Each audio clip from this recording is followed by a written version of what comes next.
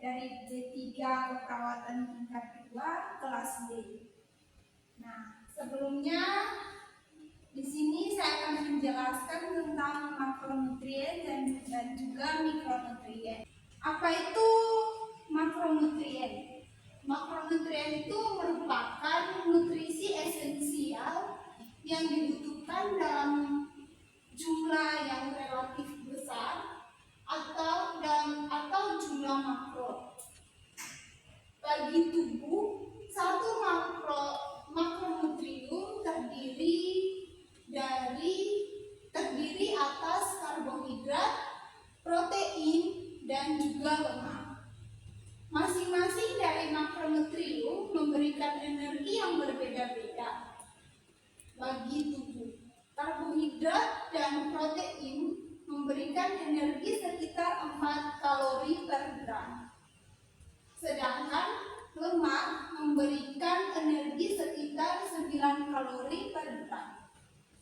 Selain itu, makronutrium juga berperan untuk pertumbuhan metabolisme dan mengatur fungsi-fungsi tubuh. Ada juga fungsi dari makronutrium, yaitu ada 3. Yang pertama itu karbohidrat, lemak, dan juga protein. Karbohidrat itu termasuk roti, nasi, pasta, biji-bijian, buah-buahan, sayuran, tepung, kacang-kacangan, susu, dan juga yogurt. Yang kedua itu ada lemak. Lemak dipecah menjadi asam lemak dan gliserol dan juga menyediakan vitamin A, D, E, dan juga K. Larut dalam lemak. Yang ketiga itu ada protein. Protein itu membantu membangun dan memperbaiki otot, jaringan, dan juga organ, serta membantu pengaturan hormon. 3 macam dari mikronutrien, yaitu karbohidrat, nutrisi, dan juga lemak. Karbohidrat itu merupakan sumber energi utama bagi sel, jaringan, dan juga organ tubuh. Untuk melanjutkan fungsinya, mengkonsumsi ini akan diubah menjadi glukosa yang dapat digunakan langsung maupun disimpan dan dijadikan cadangan energi oleh tubuh. Yang kedua itu nutrisi. Nutrisi lain yang dibutuhkan tubuh dalam jumlah yang besar adalah protein. Makronutrien satu ini dicerna oleh tubuh dan menjadi asam basa amino yang berperan dalam proses pertumbuhan dan perbaikan sel serta jaringan dalam tubuh. Yang ketiga itu ada lemak. Lemak dapat dibedakan menjadi 2, yaitu lemak 2 jenis, yaitu lemak jenuh dan lemak tak jenuh. Lemak jenuh umumnya terdapat dalam daging maupun dalam produk olahan susu. Jika dikonsumsi berlebihan, lemak jenis ini dapat meningkatkan risiko terjadinya penyakit kardiovaskuler atau penyakit jantung. Di sini ada kebutuhan per hari makronutrien.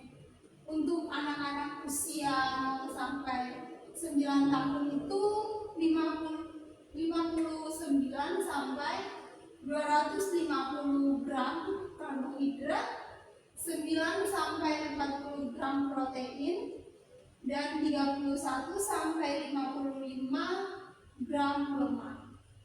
Untuk laki-laki yang berusia lebih dari 10 tahun itu 235 sampai 430 gram karbohidrat, 50 sampai 75 gram protein, dan 45 sampai 85 gram lemak. Ada juga kelebihan dan kekurangan dari makronutrien. Makronutrien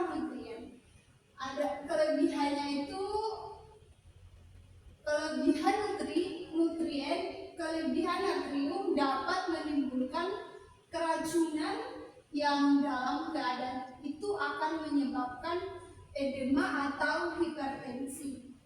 Untuk kekurangannya menyebabkan kejang dan juga kehilangan nafsu makan. Kekurangan natrium dapat terjadi setelah muntah, diare, dan juga keringat yang berlebihan. Oke, di sini kita akan lanjut dengan mikronutrien. Di sini berperan penting dalam proses biologis penting seperti respirasi, pertumbuhan, dan juga perbaikan. Mikronutrien membantu tubuh memproduksi enzim, hormon, dan juga zat lain yang penting untuk pertumbuhan dan juga perkembangan. Pengertian mikronutrien adalah zat gizi mikro yang dibutuhkan tubuh dalam jumlah sedikit. Zat gizi mikro terdiri dari vitamin dan juga mineral yang dibutuhkan tubuh dalam jumlah yang kecil. Walaupun jumlah kebutuhannya kecil, tetapi sangat penting bagi kesehatan tubuh. Vitamin dan mineral dalam berbagai proses penting metabolisme tubuh berkembang serta berfungsi serta fungsi-fungsi tubuh lainnya. Fungsi mikronutrien sangatlah luas, diantaranya adalah membantu tubuh dalam produksi hormon, membantu tubuh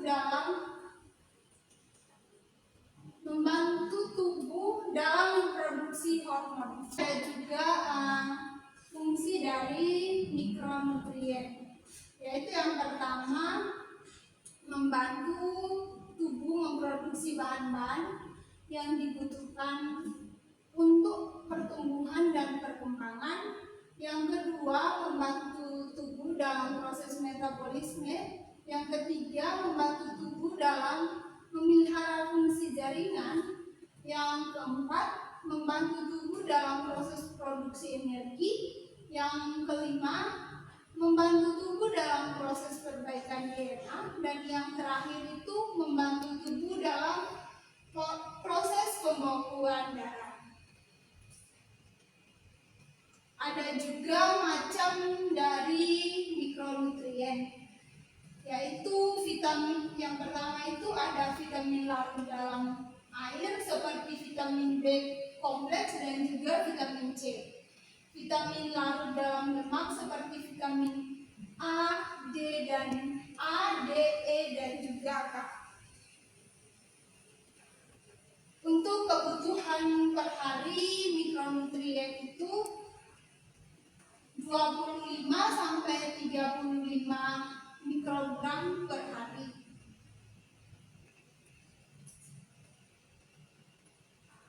Di sini ada juga kelebihan dan juga kekurangan dari mikronutrien. Kelebihan dari mikronutrien itu keracunan zat gizi mikro lebih jarang terjadi dibandingkan dengan kekurangan. Namun tetap bisa terjadi keracunan ini kemungkinan besar jika mengonsumsi vitamin A, D, E, dan K yang larut dalam lemak dan dalam dosis yang besar. Lalu untuk kekurangan mikronutrien dapat terjadi karena malnutrisi, yaitu kekurangan vitamin dan juga mineral esensial dalam makanan.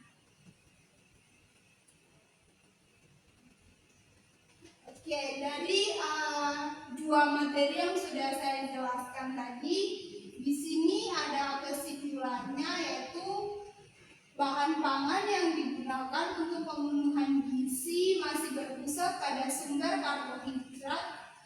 Kecukupan gizi mikronutrien masih sangat berpusat pada beberapa jenis mikronutrien seperti vitamin B3, vitamin B6, dan vitamin B5.